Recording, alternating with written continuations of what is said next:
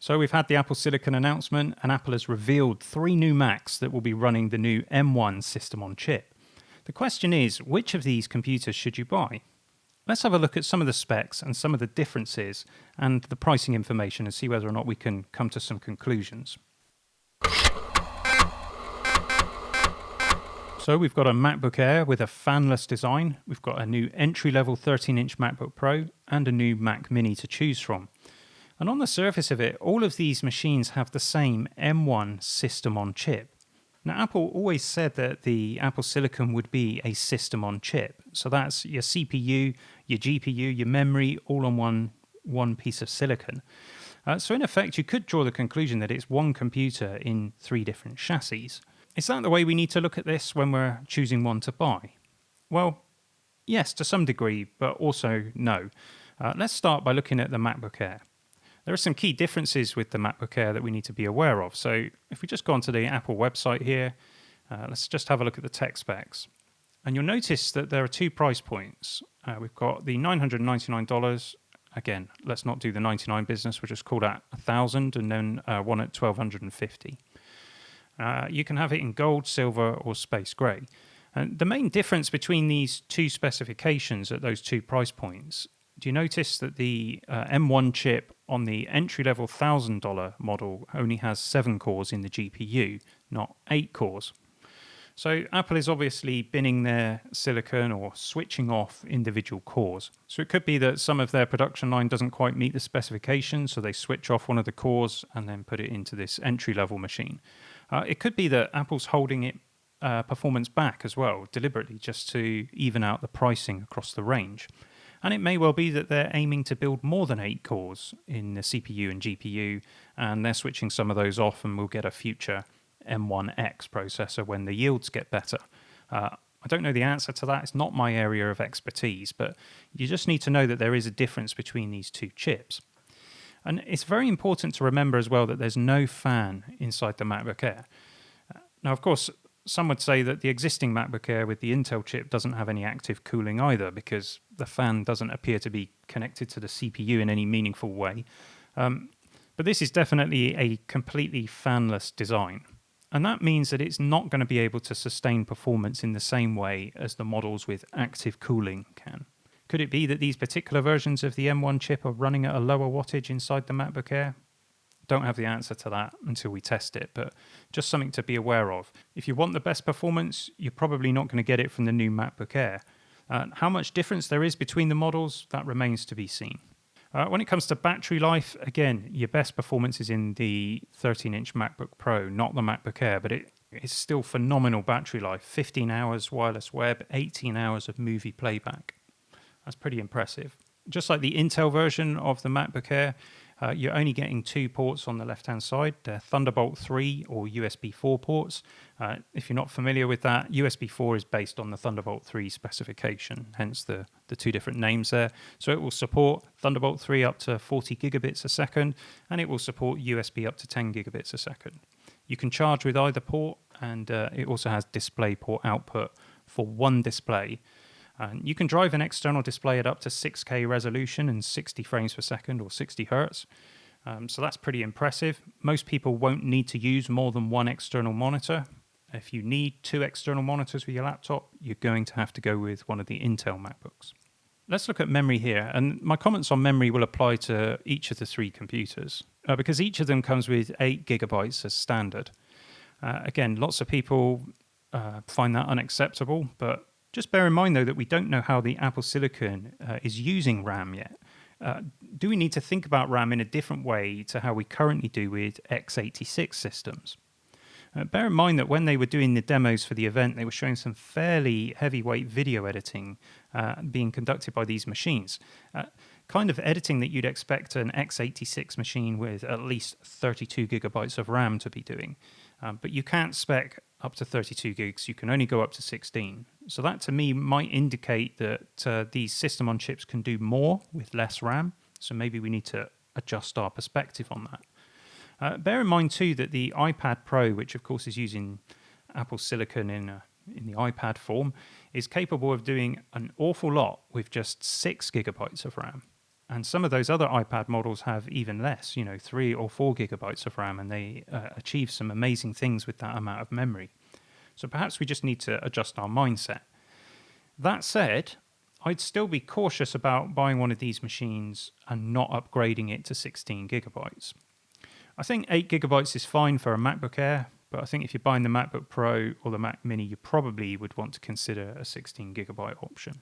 Again, another difference between these two models is the storage. So you get 256 gig in the $1,000 model and 512 gig in the $1,250 model.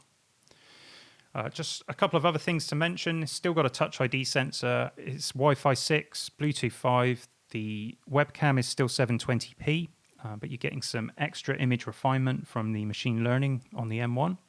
We spoke about the single display output. You've got stereo speakers. They're not the greatest. They're certainly best in class for this kind of ultrabook, but they're not as good as those that are in the MacBook Pro. There's a 3 mic array, which is going to really help with your video conferencing, which all of us are having to do now. So let's have a look at the pricing. If we go over to the purchase page and have a look, let's select the entry-level model. And you notice we can specify that additional RAM for another $200. I don't think I would ever do that on the base specification. You do have the option as well to go up to 512 gigs of storage. And if you do that, it essentially makes it a very similar spec to the $1,250 version, but at $50 less. And that $50 difference is paying for that one additional GPU core. So you need to decide whether that's worth $50 to you or not. I would say it probably isn't. It probably won't make that much difference to the way that most people would use a laptop like this. Where it will make a difference is when you come to sell on your laptop, it'll obviously be worth more money if it's got that additional GPU core. If you're the type of person that uses a laptop for years until it dies and can't be used anymore, then the resale value is not going to be important to you. But if you regularly upgrade your machine, if you're buying this particular Apple Silicon as a stopgap against future Apple Silicon, then the resale value is going to be important and should factor into your considerations. I don't think I would personally do anything to the entry-level MacBook Air. I'd just leave it at the standard spec. It's a $1,000 notebook. That's fine. It's got plenty of performance for a $1,000 notebook of this particular form factor and this build quality. If you particularly want the MacBook Air, but you want to spec it up a bit, then go for the $1,250 version. You're going to get 512 gigs of storage, which is a great start. You've got the option to put the extra 16 gigs of RAM in, and you're getting the full 8-core GPU. And the total cost for that with 16 gigs of RAM is going to be $1,450, which is more than the starting price of the MacBook Pro 13-inch. So let's have a look at that one now. It's important to remember that there were previously 2 versions of the 13-inch MacBook Pro. In fact, there still is 2 versions, which I'll explain in a minute. There was the 2-port version and the 4-port version. And they're different in more than just the number of ports that they have on board. The 4-port version has an additional woofer, so it has better speakers, better sound quality. It also has an extra cooling fan, so the cooling system is more advanced and able to, provide much better thermal performance. Apple are using the 2-port chassis here, and they've replaced the existing MacBook Pro 13-inch 2-port Intel model, so you can't get that one anymore from the Apple Store. Likewise, I should have said with the MacBook Air, that has also replaced the Intel MacBook Air. So let's just have a quick look at the tech specs of the MacBook Pro. What are you getting in addition to the price of the MacBook Air? The screen is essentially the same. You're getting that M1 chip with the full 8-core GPU, but critically, it's attached to a cooling system and a fan, so it's going to be able to sustain more performance. If you're looking to do photo editing, video editing, anything where you're going to be working on the machine for a long period of time and driving it hard, then you're probably going to want a machine with some cooling in it so that you can maintain that performance. So I would expect the MacBook Pro 13-inch will outperform the MacBook Air despite having the same chip inside. You'll notice that the battery performance is better on the MacBook Pro. You're up to 17 hours wireless web, 20 hours movie playback. Again, it's 8 gigs of RAM. The first thing I would do is upgrade that. You can't upgrade it later. You need to do it at the time of purchase. And I would definitely be putting 16 gigabytes into any machine with a Pro label on. The only difference between these 2 price points is the amount of storage. You can spec up the cheaper model up to 512 gigs. It doesn't save you any money. It will come out at the same price. Again, you've got two USB 4 or Thunderbolt 3 ports. This is no different to the outgoing Intel version of the 2-port MacBook Pro 13-inch. Obviously, you're getting that Magic Keyboard again. Now you're getting a touch bar in addition to the fingerprint sensor. Whether or not the touch bar is important to you will depend on your workflow. Wi-Fi 6, Bluetooth 5, and again, a 720p FaceTime camera. One external display at 6K resolution up to 60 hertz. That's specifically been designed so that you can use Apple's ludicrously expensive XDR display. For most of us, I mean, I use a 4K screen here. I'm going to be able to plug in my 4K screen to one of these machines and run it at 60 hertz. I'm perfectly happy with that. I imagine most consumers will be happy with that. I think the fact that it only supports this one display is slightly telling. It probably indicates that the M1 system on chip has a limited number of PCI Express lanes compared to its Intel counterparts, and that may expose other limitations in the system. You'll notice here that it says stereo speakers with high dynamic range. It doesn't say that on the MacBook Air, so they're superior quality speakers. That's always been my experience. Just before we go to look at the pricing, you'll see that you can still buy the Intel version. It's more expensive, and this is only the 4-port model. So the Apple Silicon has just completely replaced that Intel 2-port version of the MacBook Pro 13-inch. So if we go through to the purchase page, and I'll just pick the cheap one because it doesn't really make any difference. How are you going to spec it up? Well, you've got to choose the 16 gigs of RAM. It's a Pro machine. Surely you're going to want to have that. That's going to push you up on the base model up to $1,500. Now, this question of storage, again, you need to choose how much you want on the machine because it's soldered onto the board. You can't change it later.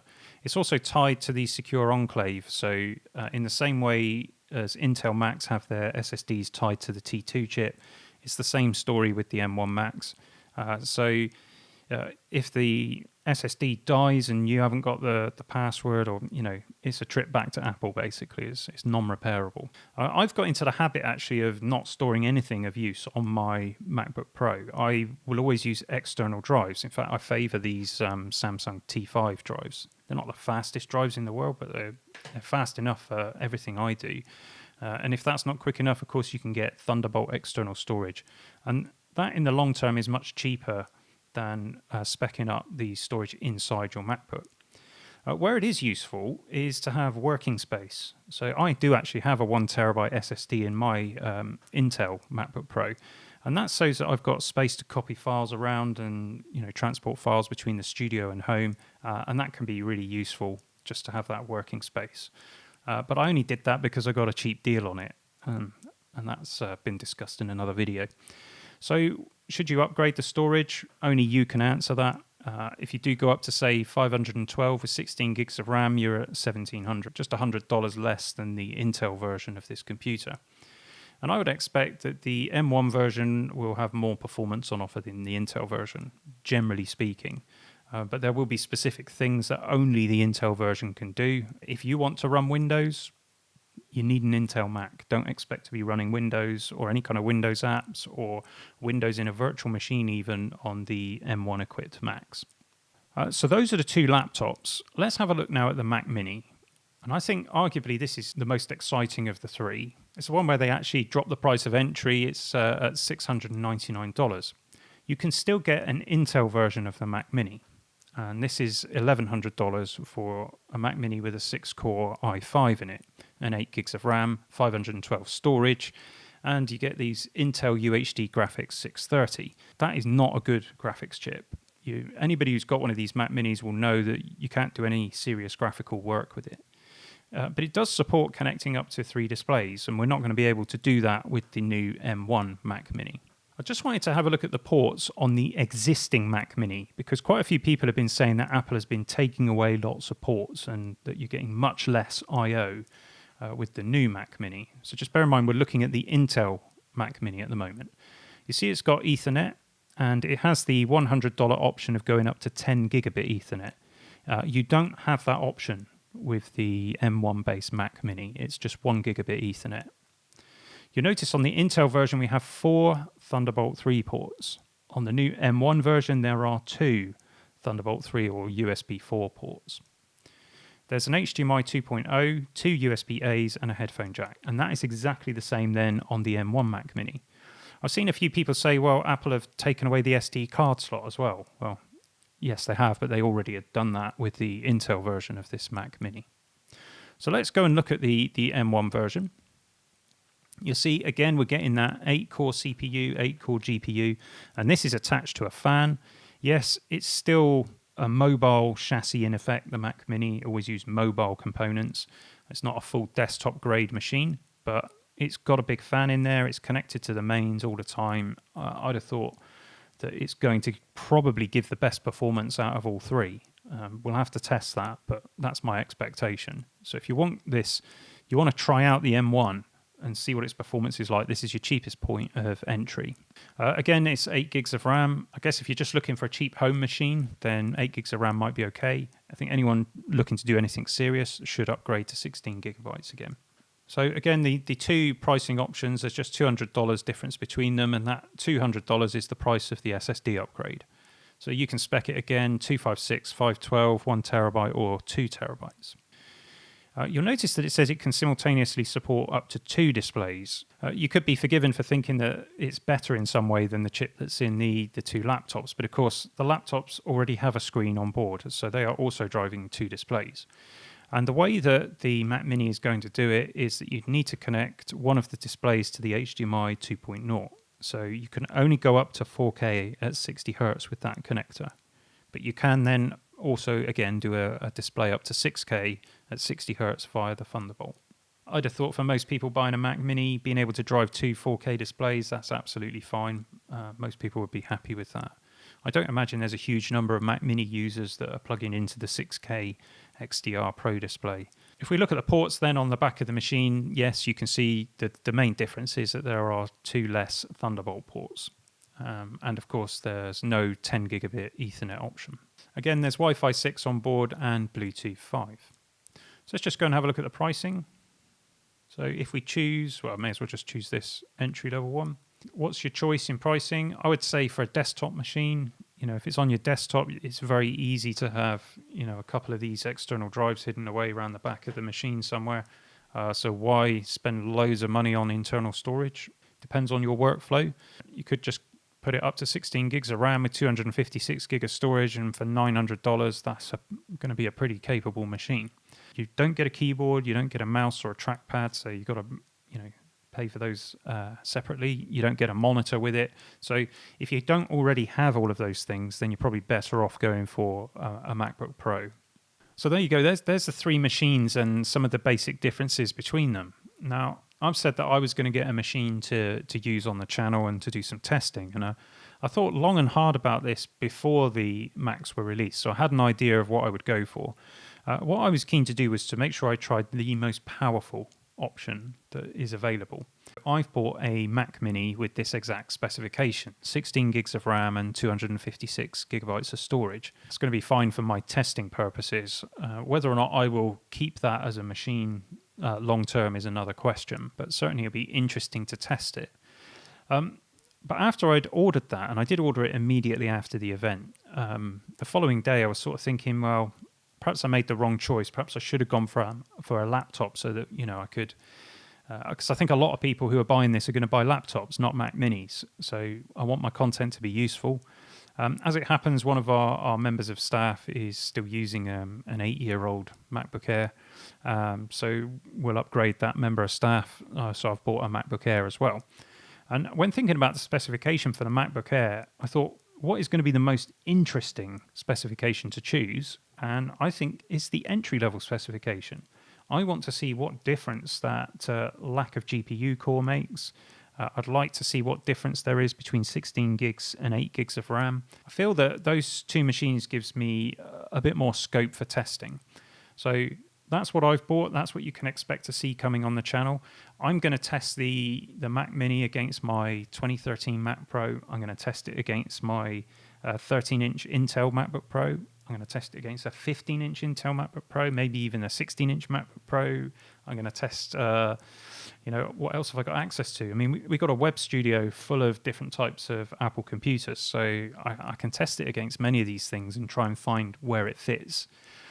What I'm most interested in, of course, is its real-world performance. And I said this in my last video, so we'll look for specific tests that we can do to show what this machine is capable of and where does it fall short.